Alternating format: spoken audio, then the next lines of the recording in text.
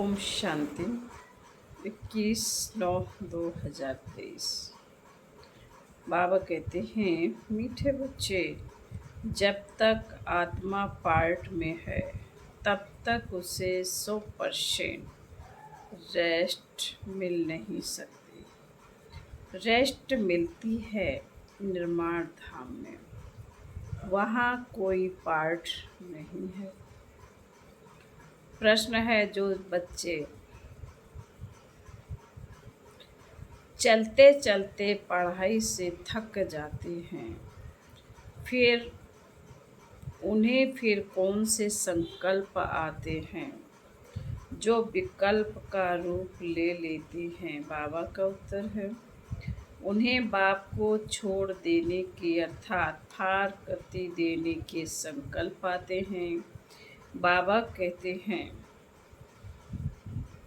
यह संकल्प आना भी विकल्प है। ऐसा संकल्प करना भी पाप है। पढ़ाई ना पढ़ना माना ही थक जाना। ऐसे बच्चे अपना खाना खराब कर देते हैं। नंबर 2, अगर किसी बात के कारण कोई माता पिता से रूठ जाते हैं तो वह 21 जन्म की बादशाही गवा देते हैं। गीत है, आज अंधेरे में है इंसान। ओम शांति। यह भक्ति का गीत व प्रार्थना। किसके पास प्रार्थना करते हैं? भगवान के पास। परंतु घोर अंधेरे में होने के कारण भगवान को जानते नहीं, तो अब सुने कौन? जब भगवान उन्हों की पुकार सुने तब आकर ज्योति जगाए। परंतु बच्चे भगवान को जानते ही नहीं, तो सुनेंगे फिर कैसे? अभी तुम सम्मुख बैठे हो, भगवान तुमको घोर अंधेरे से घोर सोजरे में ले जा रहे हैं। गाते भी हैं ब्रह्मा की रात और ब्रह्मा का दिन। रात में दर दर भटकते भी बहुत है। पहाड़ों पर टिकाड़े मंदिरों मस्जिदों में जाते हैं, परंतु भगवान मिले कहाँ? भगवान का जन्म भी भारत में मनाते हैं। शिवरात्रि कहते हैं ना, बरोबर उनकी यादगार प्रतिमाएं भी भारत में हैं, परंतु समझते नहीं कि वह कब आते हैं। बिल्कुल घोर अंधेरे में हैं। अभी तुम घोर अंधेरे में नहीं हो। तुम नंबरवार पुरुषार्थ अनुसार सोजरे में आते जाते। तुम बच्चे जानते हो, यह सारी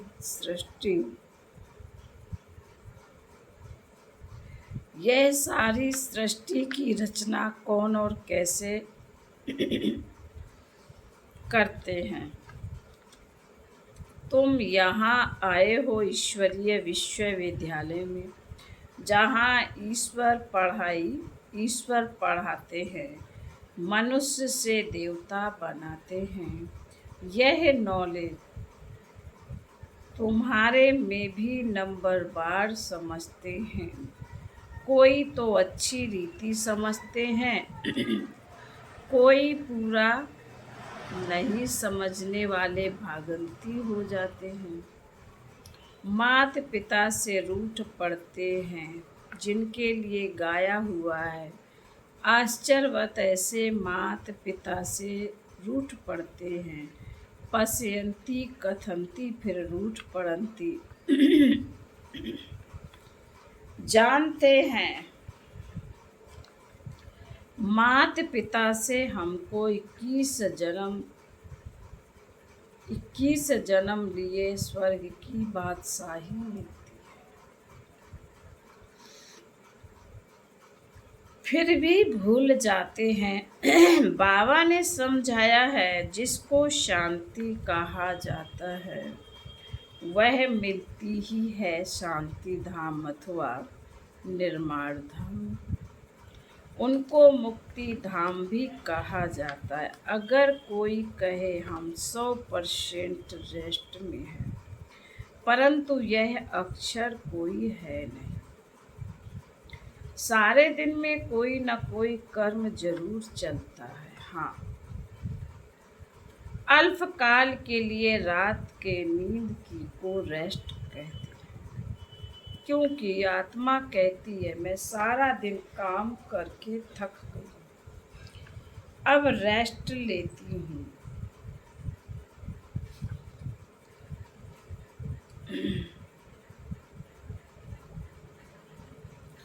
अपने को डिटैच कर देते हैं। यह तो जानते हो, बाप रहते ही हैं शांति धाम, शांति देश में, या ऐसे समझते हो कि परम पिता परमात्मा वहाँ रेस्ट में रहते हैं? परमात्मा रेस्ट में तब रहते हैं जब उनका पाठ नहीं। मुक्ति धाम में कोई काम नहीं करते हैं। यह बड़ी समझने की बातें हैं। अभी तुम्हारी बुद्धि का ताला खुलता जाता है। बाप कहते तुमको पता है मैं रेस्ट में कब रहता हूँ? जबकि तुम बच्चे स्वर्ग में सुख में रहते हो, वहाँ तुमको सुख शांति, उसको रेस्ट नहीं कहा जाएगा।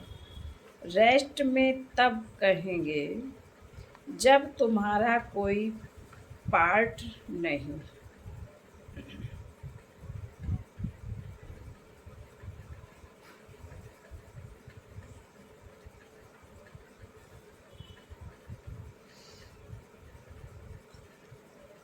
तुम जब स्वर्ग में हो तो मुझे कोई मेहनत नहीं करनी पड़ती। मैं वहाँ घर में शांत में रहता हूँ। शांति का दूसरा अक्षर वहाँ रेस्ट कहेंगे। यहाँ तो रेस्ट में रह नहीं सकते। आत्मा कहती मैं रेस्ट में तब हूँ जब रात को नींद करती हूँ, उस समय रेस्ट में हूँ या शांति में हूँ, बात एक ही है। रात को अशरीरी बन जाते हैं, शांत हो जाते हैं, फिर उठते हैं तो कर्म में आते हैं, फिर भी अनरेस्ट है। कर्म करते अनरेस्ट भासती है। सतयुग में अनरेस्ट का सवाल नहीं। अनरेस्ट करती है माया। वहाँ ऐसे नहीं कहेंगे कि हम रेस्ट में रहते हैं, काम काज सब करते हैं, परंतु अशांत नहीं रहते। बाकी रेस्ट अक्षर है नहीं।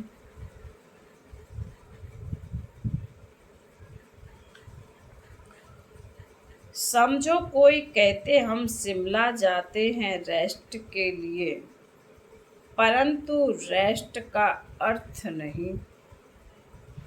सच्ची रेस्ट तब है जब हम निर्माण धाम में रहते हैं। वहाँ चुप रहते हैं।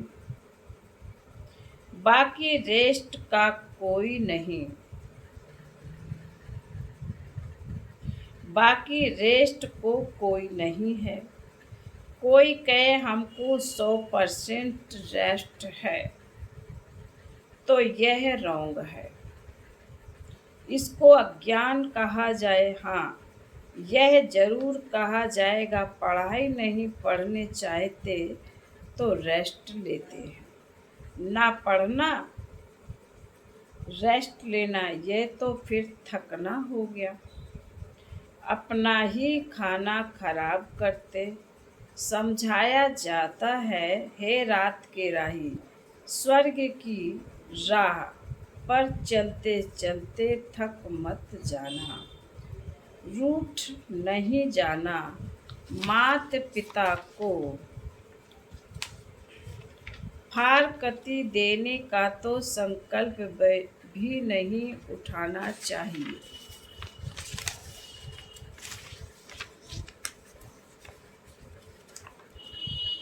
यह संकल्प उठाया तो सब उसको विकल्प कहा जाता है।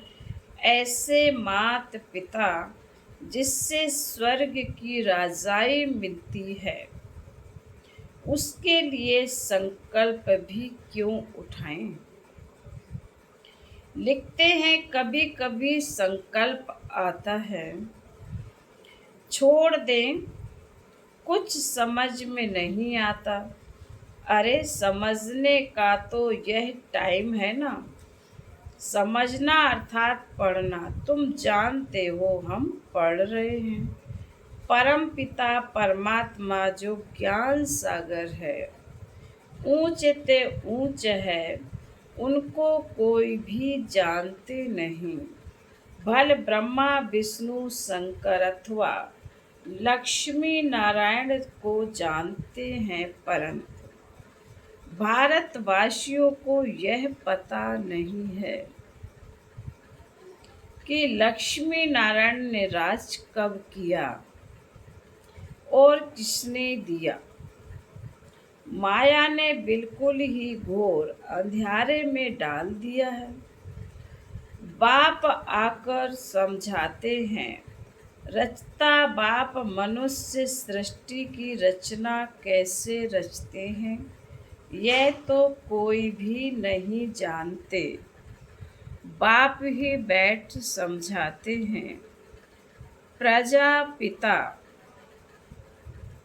ब्रह्मा को क्रिएटर नहीं कहेंगे, भले प्रजापिता कहा जाता है, परंतु वह रचता नहीं। मनुष्य कहते हैं हमको अल्लाह ने पैदा किया। निराकार फादर को ही रचता कहेंगे। रचता बाप को जरूर मनुष्य ही जानेंगे। जानवर तो नहीं जानेंगे। जानवर तो मुख से नहीं कहेगा कि हमको परमात्मा ने रचा है। मनुष्य कहेंगे हमको भगवान ने रचा है। तो बाप बैठ समझाते हैं, तुम देखो ये रचना कैसे रची। पहले पहले रचना होती है मुख वंशावली। बच्चे को बड़ा होकर फिर बाप बनना है। ये बेहद का बाप कहते हैं, देखो मैं भी कैसे रचना रचता हूँ। इनमें प्रवेश कर इनको मुख द्वारा कहता हूँ, हे आत्मा तुम मेरी हो, मैं तुम्हारा बाप हूँ। फिर इनके द्वारा तुम बच्चों को रचता हूँ। तुम हो मुख वंशावली। ज्ञान काल में भी कहते हैं ना कि जैसे हैं तैसे हैं मेरे हैं। बाप भी ऐसे कहते हैं। तुम ब्रह्मा के बच्चे बन जाते हो तो अभी तुम हो मुख वंशावली, फिर तुम कुख वंशावली बनेंगे। बाप कहते हैं तुम मेरे हो, फिर तुम दैवी घराने में जाएंगे। बाप यह ईश्वरीय रचना कैसे रचते हैं, यह कोई भी समझ नहीं सकते। बाप समझाते हैं, यह ब्रह्मा भी कहते हैं, मैं भी मुख वंशावली रचता हूँ। बाप के साथ माँ जरूर चाहिए। तुम कहते हो हम प्रजापिता ब्रह्मा के मुख वंशावली हैं। ब्रह्मा ने हमको अपना बनाया है, उनको शरीर तो चाहिए ना। शिव बाबा को तो शरीर नहीं है, शरीर का लोन लेते हैं, फिर कहते हैं तुम मेरे हो। इसको कहा जाता है मुख वंशावली। शिव बाबा इस मुख से इस बन्नी स्त्री द्वारा कहते हैं कि तुम मेरे बच्चे हो। बाप ही समझाते हैं, कोई शास्त्रों आदि में यह बातें है नहीं। तुम अभी सुनते हो, फिर प्रायः लोप हो जाएगा। इस समय है घोर अंधियारा। बाप आकर रोशनी करते हैं। तब तो ब्रह्मा की रात ब्रह्मा का दिन गाया हुआ है। कुछ तो है ना, गाया हुआ है। झूठ तो झूठ, सच की रत्ती नहीं। परंतु बाप कहते हैं प्रायः कुछ न कुछ रहता है, प्रलय नहीं हो जाती। थोड़े रहेंगे फिर झाड़ वृद्धि को पाता है। मनुष्यों ने फिर महाप्रलय दिखाई, परंतु महाप्रलय कभी होती नहीं। ऐसे नहीं होता जो सागर का बच्चा पीपल के पत्ते पर आए। यह सब गफूड़े हैं, बाप ने बनाया है। तुम जब गर्भ महल से आते हो तो वहाँ अंदर में रहते हो, वहाँ दुख पाप कर्म होता नहीं। वह है ही पुण्य आत्माओं की दुनिया।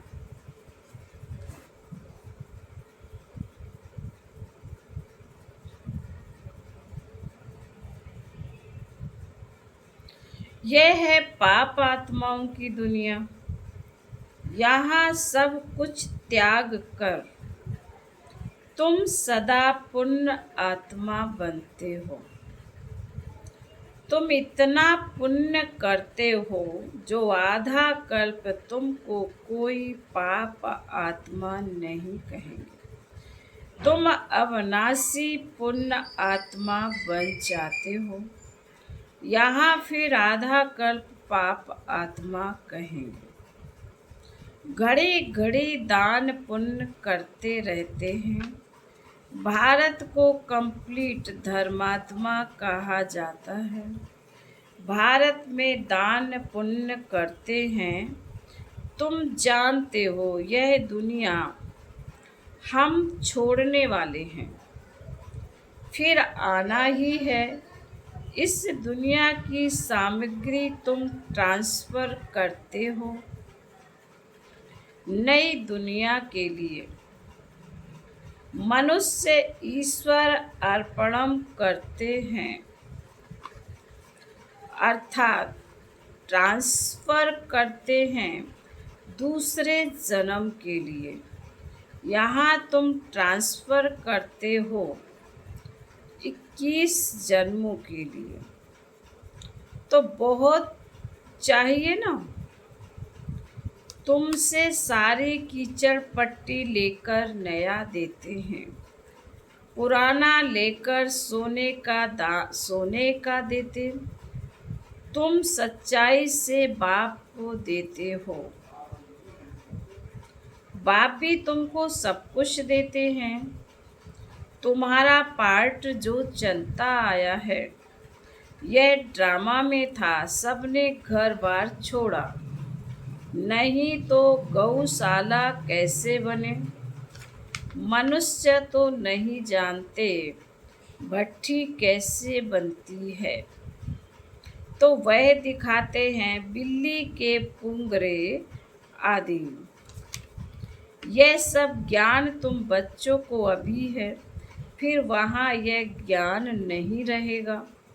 हम ऐसे 21 जन्म राज्य करेंगे फिर गिरेंगे, वहाँ यह ज्ञान नहीं रहता।